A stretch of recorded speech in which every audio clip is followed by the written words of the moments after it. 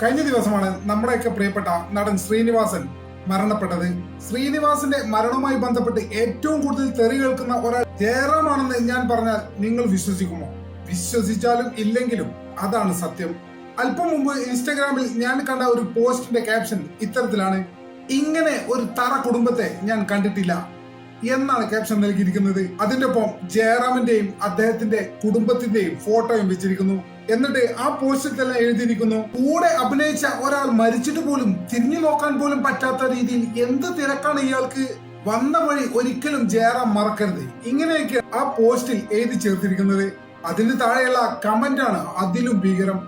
മേൽജാതിക്കാരനായതുകൊണ്ടാണ് ഇയാൾ ഈ നിലയിൽ എത്തിയത്, മറ്റുള്ളവരുടെ സഹായം കൊണ്ടാണ്, നന്ദി കെട്ടവനാണ് ജയറാം. ഇത്തരത്തിലൊക്കെയാണ് ഭീകരമാവിധം കമന്റുകൾ പോയിരിക്കുന്നത്. ഇത് നിങ്ങൾക്ക് ഒരു ദുഃഖപ്രകടനമായി തോന്നുന്നുണ്ടോ?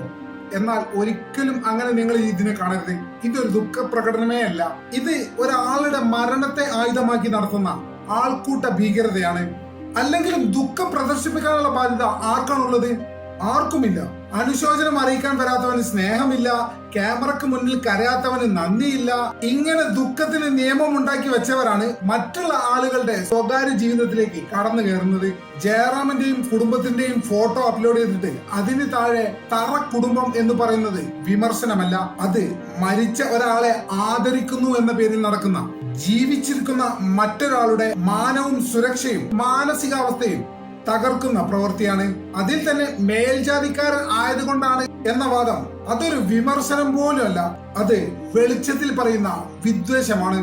ആ വിദ്വേഷം പറയാൻ വേണ്ടി ശ്രീനിവാസന്റെ മരണത്തെ ഉപയോഗിക്കുന്നത് അദ്ദേഹത്തിനെ അപമാനിക്കുന്നത് തുല്യമാണ്. ജയറാം എവിടെയാണ്? അദ്ദേഹം വന്നോ ഇല്ലയോ? ഇതൊന്നും ഒരു പൊതു ചർച്ചയാക്കേണ്ട കാര്യമേ ഇല്ല. വരാത്തത് അവഗണന കാരണമാണെന്നുള്ള വാദം തന്നെ ക്രൂരതയാണ്.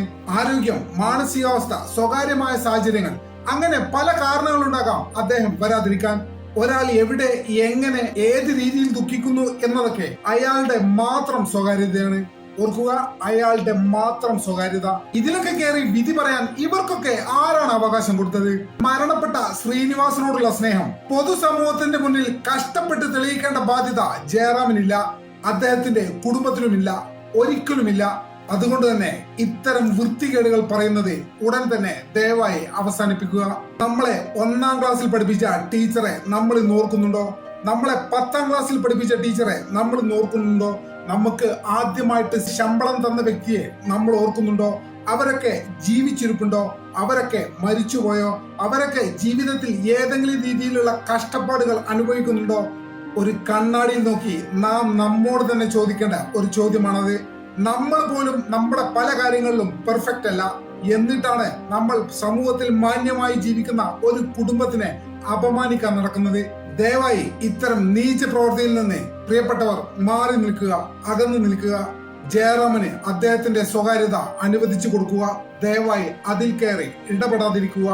അതാണ് ജയറാമിനോടും മരണപ്പെട്ട വ്യക്തിയോടും നമുക്ക് ചെയ്യാവുന്ന ഏറ്റവും നല്ല കാര്യം. നമ്മുടെ ചാനൽ ഇതുവരെ സബ്സ്ക്രൈബ് ചെയ്യാത്തവർ ഉടൻ തന്നെ സബ്സ്ക്രൈബ് ചെയ്ത് പിന്തുണ തരണമെന്ന് വളരെ വിനീതമായി അഭ്യർത്ഥിക്കുന്നു. മറ്റൊരു വീഡിയോയുമായി ഒട്ടും വേഗം തന്നെ കാണാമെന്ന് പ്രതീക്ഷയോടെ തൽക്കാലത്തേക്ക് ഇവിടെ പറയുന്നു.